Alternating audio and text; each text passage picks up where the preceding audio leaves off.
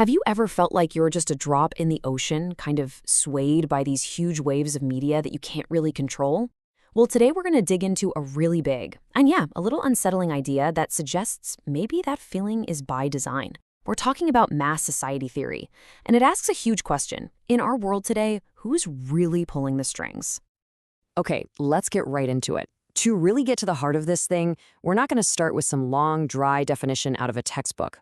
Nope, we're going to start with a simple but really powerful formula that kind of explains the whole shebang. And here it is. This is the engine of mass society theory. So on one side, you've got people who feel disconnected, socially isolated. Then you add in the incredible power of a centralized mass media. And the result? You get a population, a mass, that can be pretty easily shaped and directed. Now, to really get this equation, we have to ask, what changed? I mean, what made people so isolated in the first place? To figure that out, we've got to rewind the clock a little. Just imagine a small village, or maybe a super tight-knit town from way back when.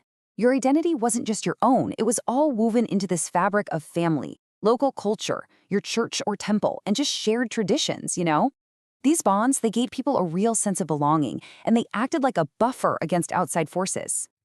This quote just nails it. It gives us this perfect metaphor.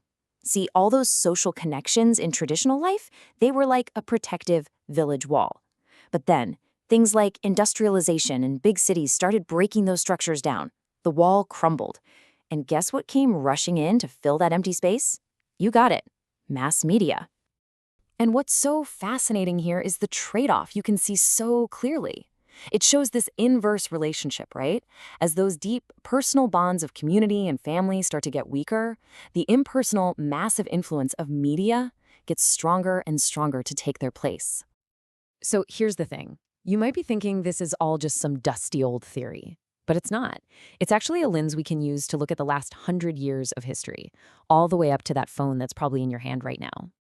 Take a look at this timeline. The technology has changed like crazy, right?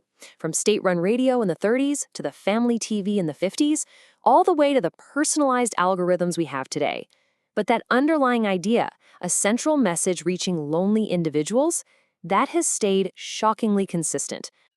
The classic, and honestly the most chilling example, is propaganda in the 1930s. Regimes used these brand new technologies, radio and film, to create this new national identity for people who felt like their old communities were gone. The media gave them a powerful and pretty terrifying new sense of belonging. The brilliant thinker Hannah Arendt, she absolutely diagnosed this.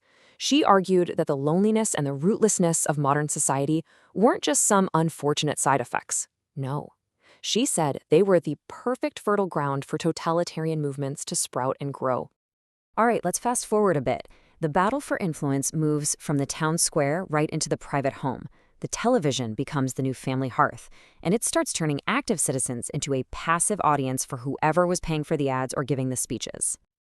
And this idea connects perfectly with what sociologist C. Wright Mills called the power elite. He basically argued that there's this small group of leaders from government, business, and the military, and they're all connected. And they use their control over the media to basically manufacture our consent and keep things running their way. Which, of course, brings us to today.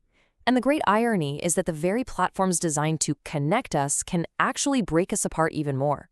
We're sitting alone, scrolling through these feeds that are literally built by algorithms to pump up emotional, sensational stuff, which, according to the theory, makes us more vulnerable than ever.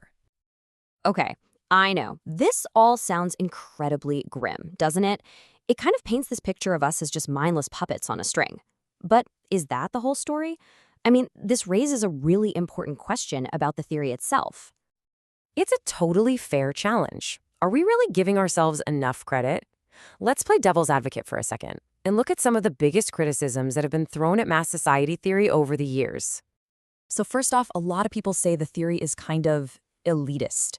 It pictures the masses as this dumb, passive herd that's easily fooled. Second, it totally overlooks the fact that we're an active audience. We don't just soak up media messages like a sponge. We argue with them, we talk about them, we even push back. And finally, you could say it's just way too pessimistic, right? It ignores all the ways media can be a force for good, to educate us, to connect movements, and to empower people. So, after all that, the theory, the history, the criticisms, where does that leave us? What's the big takeaway for our lives right now in a world that's just swimming in media? At the end of the day, the point isn't whether this theory is 100% right about everything. It's not. But its real value is as a powerful lens.